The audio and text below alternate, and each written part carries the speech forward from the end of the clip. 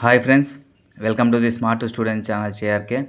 ఈరోజు మన వీడియోలో భాగంగా చాలామంది ఆస్పిరెంట్స్ ఏపీ పోలీస్కి ఎస్ఐ ప్రిపేర్ అవుతున్నా అన్న అసలు ప్రిలిమ్స్ నుంచి మెయిన్స్ వరకు ఎటువంటి స్టెప్స్ ఉంటాయి, అదేవిధంగా ఏ స్టెప్స్ ఫాలో అయినట్లయితే ఎస్ఐ ప్రిపరేషన్ అనేది జాబ్ మనం ఫైనలీ రీచ్ అవ్వడం జరుగుతుంది అని చెప్పి చాలామంది అడగడం జరిగింది. సో వాటిలో భాగంగా నేను ఆల్రెడీ కానిస్టేబుల్ కూడా చేయడం వీడియో చేసేసాను. అదేవిధంగా ఎస్ఐ కూడా ఎవరైతే ప్రిపేర్ అవుతున్నానో సో వాళ్ళకు కూడా ఒక క్లారిఫికేషన్ ఇవ్వడం అన్నది మన రెస్పాన్సిబిలిటీ కాబట్టి ఇస్తున్నాను. సో చూడండి ఫ్రెండ్స్, ఫస్ట్ ఆఫ్ ఆల్ ఒకటి గుర్తుపెట్టుకోండి, మనకు కానిస్టేబుల్కైనా ఎస్ఐకైనా సేమ్ సబ్జెక్ట్స్ ఉంటాయి. సో వాటిలో భాగంగానే ఒకసారి గుర్తుపెట్టుకోండి, మరీ ఒకసారి చెప్తున్నాను. మనకి ఓవరాల్గా 9 సబ్జెక్ట్స్ ఉంటాయి. Polity, history, geography, economics, science, current affairs, arithmetic, reasoning, English.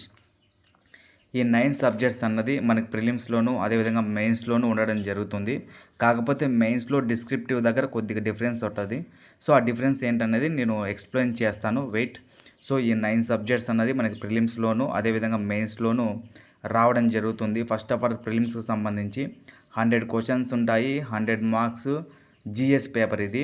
అదేవిధంగా 100 క్వశ్చన్స్ ఉంటాయి, 100 మార్క్స్ మ్యాథ్స్. ఈ పేపర్ అన్నది మార్నింగ్ సెక్షన్. ఫర్ ఎగ్జాంపుల్ ఈ పేపర్ ఎప్పుడు పెట్టినా 10 to 1 వరకు ఉంటుంది ఎగ్జాము.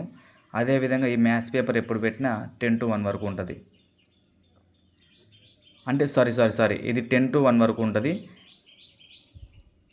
ఇది 2 to 5 వరకు ఉంటుంది. సో ఇది ప్రిలిమ్స్ ఎప్పుడు ఎగ్జామ్ కండక్ట్ చేసినా ఇది exam morning paper 10 to 1, afternoon paper 2 to 5.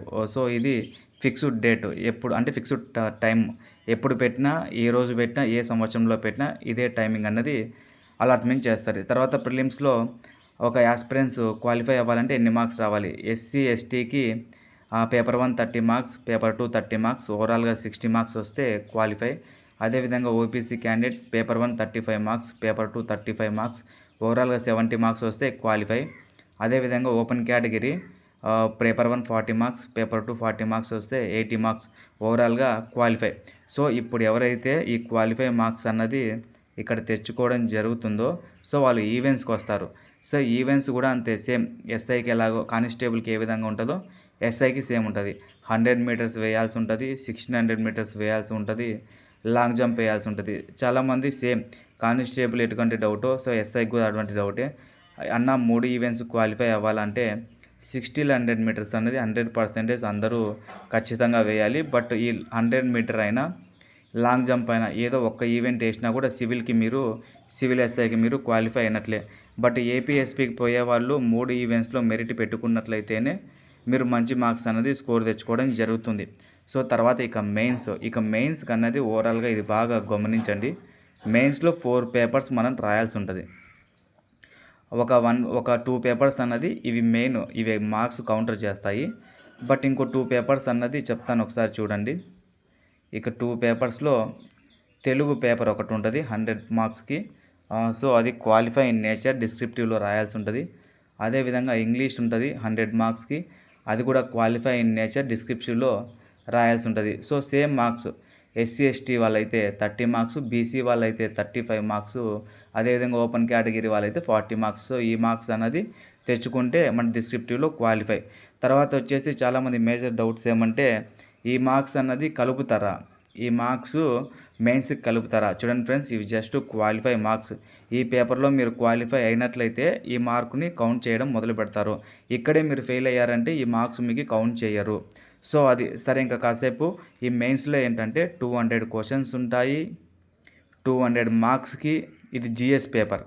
అదేవిధంగా 200 క్వశ్చన్స్ ఉంటాయి. ఇది సేమ్ టైమింగ్ సెన్స్ అయితే సేమ్ 10 to 1 వరకు పేపర్ 1 ఉంటుంది, తర్వాత 2 to 5 వరకు పేపర్ 2. So same.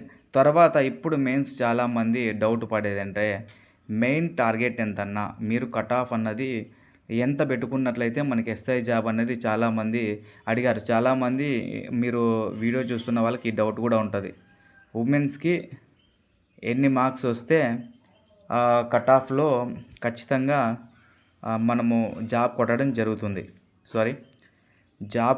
జరుగుతుంది ఉమెన్స్కి అని చెప్పి చాలామంది డౌట్ అడిగారు. చూడండి ఫ్రెండ్స్, లాస్ట్ కట్ ఆఫ్ అన్నది నేను ఒక 1 or 2 మార్క్స్ ప్లస్ చేసి చెప్తాను.